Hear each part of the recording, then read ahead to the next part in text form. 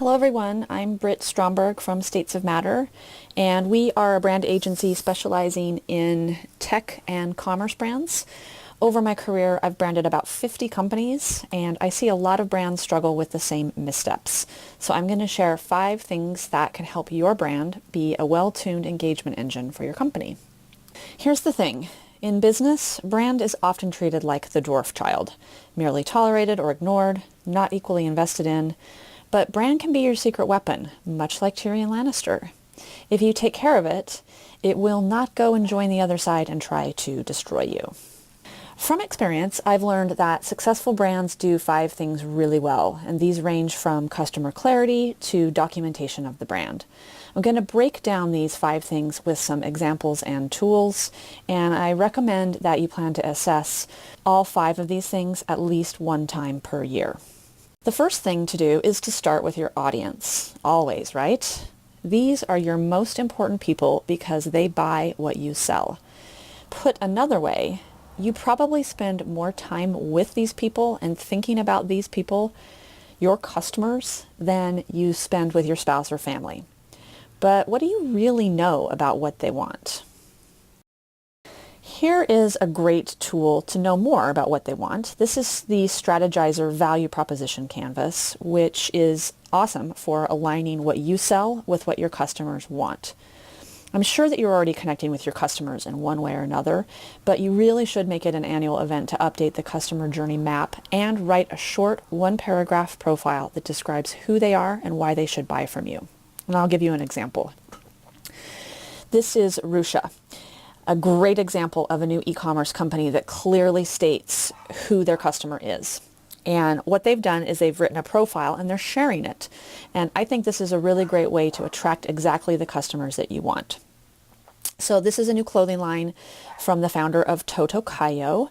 And this is a brilliant statement that informs their strategic advantage of a new sizing paradigm. It also functions as a really clear customer profile. So this type of customer clarity is going to help you make better product, operational, and marketing decisions. So the second thing that you need to be doing is making a promise with your brand. And brands that make a promise to their customers are more purposeful and they tend to be more memorable. Remember, brand promise is not your mission statement. Brand promise is the ultimate commitment that you make to your customers to stand for something that makes their life better. Let's look at Imperfect Produce, an online produce delivery service. Their mission is to take what farmers would otherwise throw away and make it useful. But their ultimate promise is to combat food waste, which is a major societal challenge. Their food waste brand promise shows up in all of their marketing, from packaging inserts to Instagram posts. And here's why the brand promise matters. Customer loyalty. A strong brand promise is a way to combat limited marketing budget. You can throw everything you've got against spreading your brand promise if you're a new company. And why should you do this? Because when you stand for more than profit, customers notice and they talk about it a lot. That's loyalty. So there are 3 strategies for refining your brand promise, in case you're wondering how to do that, which many companies do. 1, tackle a tough societal challenge like food waste.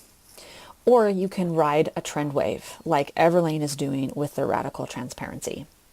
Or you can stand for just one thing by ruthlessly simplifying, like Brooks is doing with their running shoes and their focus exclusively on runners and run happy. The third thing that you need to pay attention to is your brand personality. You need to be able to describe your brand. It drives me crazy when a marketing director cannot tell me what their brand personality is. And the words smart, innovative, and disruptive, they don't count. Those are boring. You need to pick 3 words that represent your unique visual and verbal personality. Otherwise, you risk wasting money producing content that's not truly on brand. Here's an example from Figma, a collaborative interface development tool. I think their 3 personality words are open, dynamic, and helpful. Their entire customer experience personifies these words, from their website to their actual product to their office space, to their emails, to their blog posts. I bet that even the people that they hire fit that personality profile too. Another wild example is Tushy, a bidet that clips to your toilet. Wow. Their 3 words are edgy, confrontational, and unapologetic. Great example of how if you have limited money and you want to stand out quick, hire a top-notch designer copywriter duo and go all in on personality, just like Tushy has done. It will get you noticed. If you don't know what your personality is, here is a Kickstarter. These are personality words that you can apply to your brand. These are some of the words that we have found work best in helping to design and write for all types of brands. You get bonus points when you align your brand personality with your audience profile. The 4th thing to take care of is to make sure that you're aligning your touch points. You need to check for consistency in all of your channels, especially if you're growing and you don't have a brand manager or a creative director to monitor your output. So look at your outputs and make sure that they're consistent visually and in the tone of voice to build an engaging brand. Customers really notice consistency these days. It's what attracts loyal customers to brands like Starbucks, McDonald's, Nike, etc. An example of this is MM LaFleur. They are a women's workwear brand and they're sold online and via offline showrooms. And they nail every freaking touch point masterfully. I love, love, love this brand. I've watched them grow from launch to becoming a real juggernaut, and they've been consistent from the beginning. They invested very early in a director of brand, and it really shows. So one way you get that degree of mastery is to print out all of your assets for the past year and hang them on a wall. You need to be looking at the holes, you need to be looking for areas of improvement, and you need to make sure that you are looking in all of these different channels, like literally print everything out. You also need to be looking at your engagement metrics and using the opportunity annually to make refinements to your visuals, voice, and content strategy. Lastly, number 5 is your brand's framework. This is the manual that guides your team and vendors.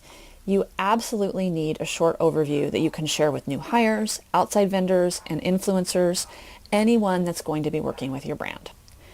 Here's an example of a 1-page brand framework that we did recently. It captures the fundamentals and it can be shared with others. Depending on the complexity of your brand, you might need to expand the framework to include photo style or do's and don'ts for tone. More than anything, keep guidelines really simple and hire the right talent to interpret them. So if you do all 5 of those things once a year, your brand will be a well-tuned strategic weapon. Your customers will notice. Maybe they'll even do a little jig every time they engage with your company. Thanks so much.